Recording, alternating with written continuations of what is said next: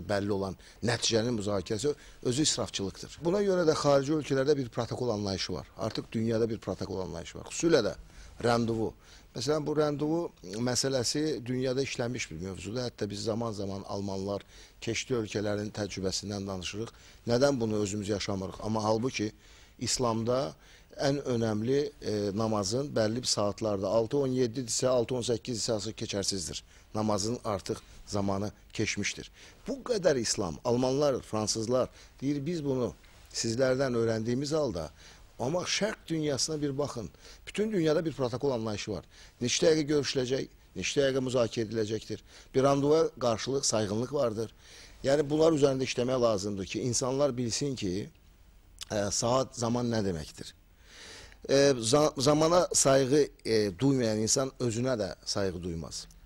Bu baxımdan düşünürəm ki, artıq bu, yəni biz bəlkə də rastlaşmışıq, keçidli ədəbiyyatlarda da var, bu zamana qarşı deməli sayğınsızlıqdan dolayı bəzən görürsən ki, görüşmələr 1 illər, 2 illərlə ertələnir.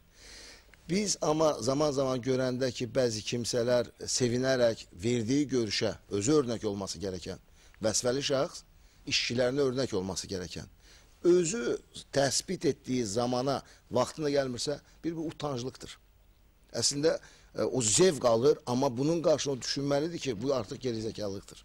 Və ya rəsmi şəkildə hər kəs alıb əlinə saat 10-da toplantı sabahlə. 10-da gəlirsiniz, toplantı yoxdur, 11, 12. Bir sevinç içində, sanki bu belə də olmalıdır. Deməli, sən zamanında hörmət etmirsən. Və bizim bu keçidli tədbirlərimizi götürərik. Tutaq ki, Türkiyədə mərasimlər bəlli bir saatda deyirlər ki, mərhumla vidalaşma 14:05-də olacaqdır. Hər kəs orada yığışar, onunla da bitər. Bunun yanında çadır qurur, saat 3-dən, nə bilim, 11-ə qədər həm israfın orada keçirildiyi bir mühit, həm orada toplantılarda gərəksiz, ölüyə aid olmayan məsələlərin müzakirəsi və ya toy 6-dır, saat 8-də, artıq 8-də, sanki belə də olmalıdır, 8-də onu kimsə gözləməlidir və saat 11-də gərəksiz şəkildə insanın istifadə etmədiyi yeməklərin masaya gətirilməsi, saat 11-dən sonra insan aş mı yiyir? Yəni artıq bunun dur zamanı gəldi. Görün nə qədər gözümüzün önündə və çox qəribə buna məsələ münasibət bildirən adamlar özləri israfçılıqla çox məşğuldur.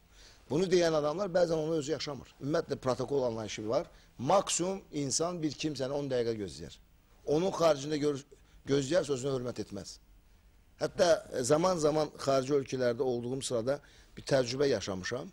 Yəni əgər xaricdə kimsə bu qərb, şərq dünyasına yönəlik olduğundan dolayı düşünüb ki, bir şərq anlayışıdır. 4 deyərəm, 6-da düşünər. Əgər siz onu protest etməsiniz, onu bilməz. Yəni mütləq bunu, təpkini ortaya qoymalısan ki, qarşı tərəf bunu anlasın. Buyurun Fuat müəllim, buyurun. Sahib müəllim, sizin sözünüzə qüvvə, kimsə Avropalılardan demişdi vaxtı ilə, ən böyük cinayət vaxtı öldürməkdir. Amma biz tez-tez işlədirik, belə ifadələr tez-tez eşidirik, işlətməsək də eşidirik.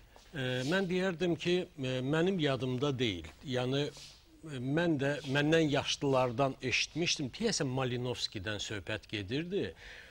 O hakimiyyətdə olan vaxtı, o SSR-də, o hətta 6-yətən iş günüdürsə, 6-dan sonra vəzifəli şəxs əgər işdədirsə, onu işdən çıxardıb atırdı. Deməli, sən bacarıqsızsan, o lazımı olan vaxtda işlərini görüb qutara bilmirsən. Mən bir şey dedi, yadıma düşdü. Xarici ölkədə biri istəyib göstərməlik olaraq ki, mən 6-dan sonra otursam, yəqin bu qiymətləndirirlər. Bir ay belə oturub, hər kəs bunu görsün, 8-9. Ondan sonra buna aldığı əmək haqqı sırasında baxıb ki, əmək haqqının %50%-ni kəsiblər. Nədən? Deyiblər ki, istifadə etdiyin israfcasına elektrikdən dolayı. Boşuna nə oturmuşsan? Fikrinizi yekunlaşdırın. Deməli, ümumiyyətlə, mən hesab edirəm ki, vaxtdan yenidən mən pullara qayıdıram. Biz bir millət olaraq nədənsə hesab edirik ki, pulları saymaq, ya da ki, biraz yığmaq, bu yalnız Hacı Qara kimi xəsis, simic insanlara onların işidir. Halbuki mən hesab edirəm ki, o israfçılığın səbəblərindən biri də bu ola bilər ki, bizdə ümumiyyətlə Azərbaycanda ailə büdcəsinin formalaşması, xərclərə nəzarət, xərclərin izlənməsi, bu anlayışlar ümumiyyətlə heç bu barədə müzakirələr olmur, ictimaiyyət bu barədə məlumatlı deyil. Xaricdə mən sizə deyim ki, kifayət qədər çox bir günlük, 2 günlük kurslar var. İnsanlar gedir, pul ödəyir ki, öyrənsin ailə büdcəsini necə idarə etmək lazımdır. Bizdə isə bu mövzu... Bu barədə təklifim olub Dövlət Ailə Komitəsinə. Əslində evlənmədən öncə əgər bir insan Azərbaycan Respublikasında əhliyyət alırsa, maşın idarə edilməsi üçün 6 ay kursa gedirsə, bunun maşın bir dənə etibar etmək üçün 6 ay kurs keçir. Bu ailə quracaq, özündən sonra evlatlar, cəmiyyətə və bu heç bir kurssuz buyur evlən. Bu mütləq kurs keçməlidir. İsrafçı insan.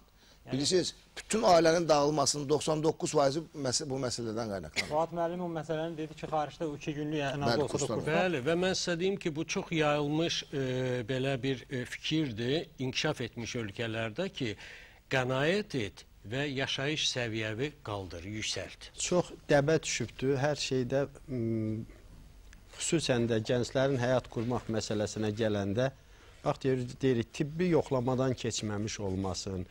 Fuad müəllim deyən kimi ailə, yəni büdcəsinin, ailənin problemlərinin həllinin məsələsini, yəni bunlar hamısı